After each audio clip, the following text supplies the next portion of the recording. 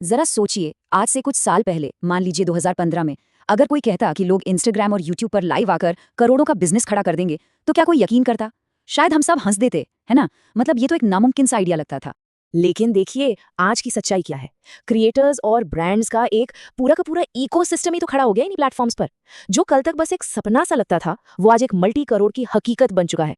तो अब यही सेम सवाल लाइव सेलिंग को लेकर उठ रहा है। क्या ये इंडिया के लिए अ नेक्स्ट बिग थिंग है, या ये बस एक ऐसा ट्रेंड है जो चीन में तो चल गया पर इंडिया में इसका कोई फ्यूचर नहीं है? चलिए आज इसी सवाल की तह तक चलते हैं। तो इस बड़े सवाल को समझने के लिए सबसे पहले इसकी ऊपरी परत को देखते हैं। और सच कहूं तो पहली नजर में जवाब एकदम साफ और सीधा लगता है। इसको थोड़ा तोड़कर समझते हैं। क्या इंडिया में लोग ऑनलाइन शॉपिंग करते हैं? अरे बिल्कुल करते हैं। क्या लोग लाइव वीडियो कंटेंट देखते हैं? जी हाँ, दिन रात दिखते हैं। और क्या लोग इन्फ्लुएंसर्स पर भरोसा करते हैं? हाँ, करते तो हैं। तो ऊपर ऊपर से तो यही लगता है कि मैदान एकदम तैयार है। पर असलियत अक्सर एक आइसबर्ग जैसी होती है ना? जो हमें सतह पर दिखता है वो तो कहानी का बस एक छोटा सा टुकड़ा होता है। असली खेल, असली चुनौती तो सतह के नीचे छिपी हुई है। तो चलिए अब थियरी को साइड में रखते हैं और जमीनी हकीकत को देखते हैं। एक रियल लाइफ एग्जाम्पल से समझते हैं कि इंडिया में आज लाइव सेलिंग असल में दिखती कैसी है। जरा उन छोटे छोटे सेलर्स को इमेजिन कीजिए जो इंस्टाग्राम पर लाइव आते हैं, सूट, ज्वेलरी या कॉस्मेटिक्स जैसी चीजें बेचते हैं। बहुत सिंपल है, वो बस अपना कैमरा ऑन करते हैं, एक एक करके प्रोडक्ट्स दिखाना शुरू करते हैं और सीधे अपने कस्टमर से बात करते हैं। और फिर देखिए, कमेंट्स की तो जैसे बाढ़ आ जाती है। प्राइस क्या है? सीओडी है क्या? ये डिस्पैच कब होगा? ये जो सवाल है ना, ये साफ साफ दिखाते हैं कि लोग खरीदने को एकदम तैयार बैठे हैं। बस उनके इन छोटे छोटे बेसिक सवालों के जवाब मिलने चाहिए। तो अच्छी खबर तो यह है कि डिमांड है, इसमें कोई शक ही नहीं है। लेकिन असली चैलेंज ये है कि ये सब कुछ अभी बहुत ही छोटे स्केल पर हो रहा है। सवाल ये है कि ये एक बड़ी इंडस्ट्री क्यों नहीं बन पा रहा? देखिए, लाइव कॉमर्स को एक छोटे से बिजनेस से एक बड़ी इंडस्ट्री बनाने के लिए तीन तीन बहुत मजबूत पिलर्स की जरूरत है। और इंडिया में इसका फ्यूचर इन्हीं तीन चीजों पर टिका है। तो पिलर नंबर 1 है ट्रस्ट इंफ्रास्ट्रक्चर, मतलब भरोसे का पूरा सिस्टम। दूसरा है पेमेंट बिहेवियर, यानी पेमेंट करने का हमारा तौर तरीका। और तीसरा, जो शायद सबसे जरूरी है, वो है सेलर रेडीनेस, यानी बेचने वाले कितने तैयार हैं। चलिए एक एक करके बात करते हैं। सबसे पहले ट्रस्ट पर।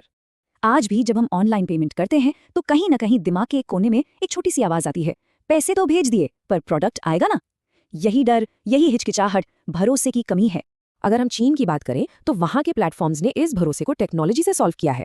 वहां पर एस्क्रो जैसी सर्विसेज हैं, मतलब आपके पैसे सेलर को तब तक नहीं मिलते जब तक आप कंफर्म न कर दें कि हाँ, मुझे सही प्रोडक्ट मिल गया है। रेटिंग्स, रिव्यूज, आसान रिफंड, इन सब ने मिलकर एक बहुत मजबूत सिस्टम बना दिया है। इंडिया में भरोसे की ये लेयर अभी बन ही रही है, मैच्योर हो रही है। ओके, तो अब आते हैं हमारे दूसरे पिलर पर, पेमेंट बिहेवियर। और इस मामले में इंडिया के पास एक जबरदस्त एडवांटेज है। नाम है यूपीआई। बस इस एक चीज ने इंडिया में डिजिटल पेमेंट्स की पूरी कहानी ही बदल दी है। सच में एक क्रांति ला दी है। अब क्यूआर कोड स्कैन करके पेमेंट करना उतना ही नॉर्मल है जितना किसी को फोन करना। और इसने लाइव सेलिंग के रास्ते से एक बहुत बहुत बड़ी रुकावट को हटा दिया है।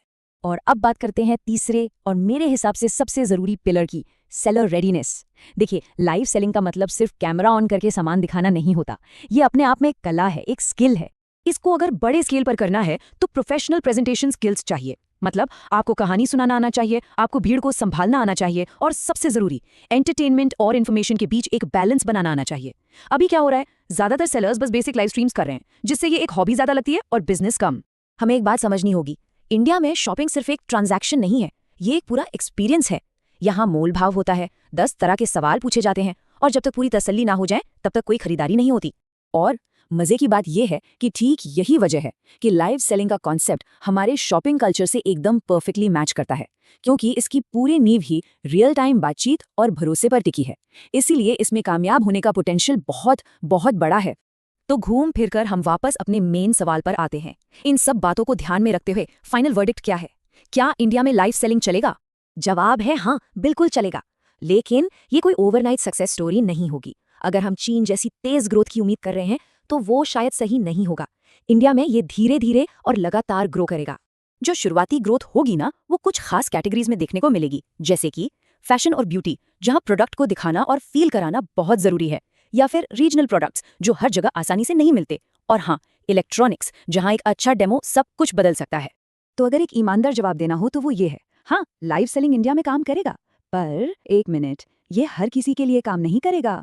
ये सिर्फ उन सेलर्स के लिए चलेगा जो कंसिस्टेंट रहेंगे, जो अपने ऑडियंस के साथ एक मजबूत भरोसा बनाएंगे, जो एंटरटेनमेंट और इन्फॉर्मेशन के बीच का वो सही बैलेंस ढूंढ लेंगे, और सबसे जरूरी, जो इसे कोई जल्दी अमीर बनो स्कीम नहीं बल्कि एक लॉन्ग टर्म बिजनेस की तरह देखेंगे।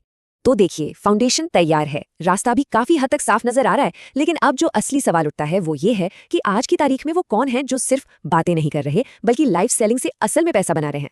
खैर, इस पर बात करेंगे हम अपने अगले विश्लेषण में।